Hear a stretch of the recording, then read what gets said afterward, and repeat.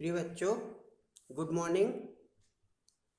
देखिए, आज अपन कक्षा 5 का पार्ट 17 पढ़ेंगे। तो सब बच्चे बुक निकालें और पेज नंबर 64 देखें।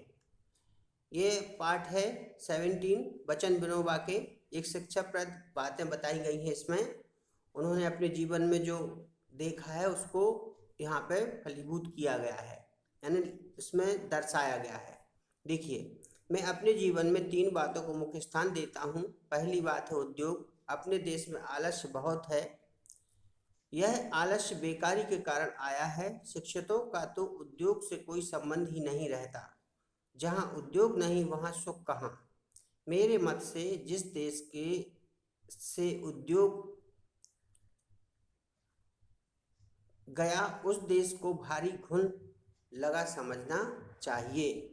जो भोजन करता है उसे उद्योग तो करना ही चाहिए, फिर वह उद्योग चाहे जिस तरह का हो। बिना उद्योग के बैठना ठीक नहीं। जिस घर में उद्योग की शिक्षा नहीं है उस घर में लड़के शीघ्र ही घर का नाश कर देंगे। ठीक है, तो यानी उद्योग धंधा, थोड़ा बहुत धंधा, उद्योग धंधा, उद्योग का मतलब है उद्योग धंधे। तो उद्योग धंधे की शिक्षा हर घर में होना चाहिए, उनका कहना है। देखिए, इस संसार को सुखमय बनाना है तो उद्योग के अतिरिक्त दूसरा उपाय नहीं है। प्रत्येक व्यक्ति को कोई ना कोई उद्योग अवश्य करना चाहिए। इस उपयोगी उद्योग सूत कताई का भी है। देखो, कपड़ा हर एक के लिए जरूरी है। प्रत्येक स्त्री पुरुष सूत काट कर अपना कपड़ा तैयार कर सकता है। चरखा हमारा मित्र बन जाएगा यदि शांति हो जाएगी, यदि हम उसे संभाल लें। दुख होने या मन उदास होने पर यदि हम चरखे को अपने हाथ में ले लें तो फौरन मन को आराम मिलता है। इसका कारण यह है कि मन उद्योग से में लग जाता है और दुख बिसर जाता है। मनुष्य को कभी खाली नहीं बैठना चाहिए। आलस्य के समान कोई दूसरा शत्रु नहीं है।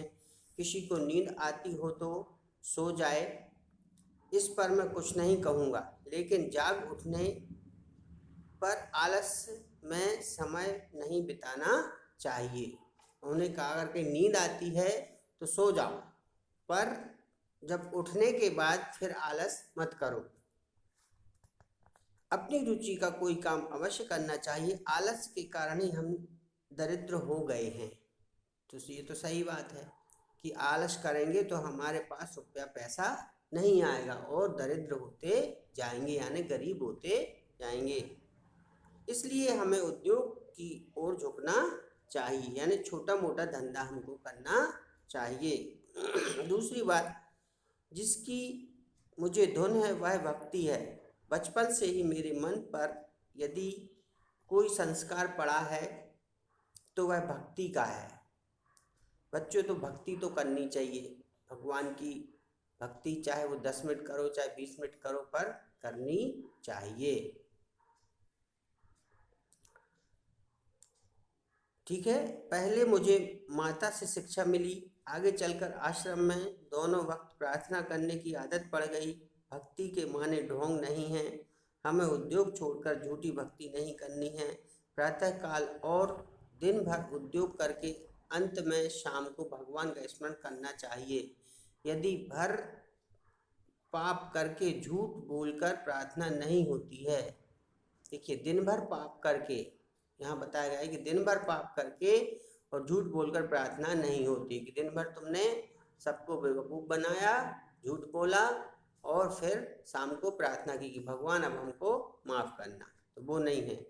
भगवान को हमें सत्कर्म करके दिन सेवा में बिताकर कुछ समय शाम को भगवान को अर्पण करना चाहिए। रोज 15 मिनट ही क्यों ना हो, सबको, लड़कों और लड़कियों को एकत्र होकर प्रार्थना करनी चाहिए। जिस दिन प्रार्थना ना हो वह दिन व्यर्थ गया समझना चाहिए। मुझे तो ऐसा ही लगता है। सौभाग्य से मुझे अपने आसपास भी ऐसी ही मंडली मिल गई है। इसमें मैं अपने आप को भाग्यवान समझता हूँ। ज्ञानदेव ने लिखा है कि भगवान कहते हैं मैं योगियों के हृदय में हूँ। ठीक है ना? क्या कहा है उनने कि मैं योगियों के हृदय में ना मिलूं, सूर्य में ना मिलूं और कहीं ना मिलूं, तो जहाँ कीर्तन चल रहा है वहाँ तो जरूर मिलूंगा। यानी भगवान का कीर्तन जहाँ होता है वहाँ भगवान अवश्य होते हैं। लेकिन यह कीर्तन कर्म उद्योग करने के बाद की चीज है, नहीं तो ढोंग हो जाएगा। मुझे इस प्रकार की भक्ति की धुन है। तीसरी बात, जिसकी मुझे धुन है वह सबके वश की बात नहीं हो सकती। वह दूसरे को सिखाए और जो सीख सके वह सीखे। कोई बूढ़ा मिल जाए तो उसे भजन सिखाएं, गीता पाठ कराएं, कुछ ना कुछ जरूर सिखाएं। मेरी माँ भक्ति मार्ग प्रदीप पढ़ रही थी। उसे पढ़ना कम आता था, एक एक अक्षर टूट टूट कर पढ़ रही थी। एक दिन एक भजन को पढ़ने में उसे 15 मिनट लगे। मैं ऊपर बैठा था, नीचे आया और मैंने उसे वह भजन सिखा दिया और पढ़कर देखा तो 15-20 मिनट में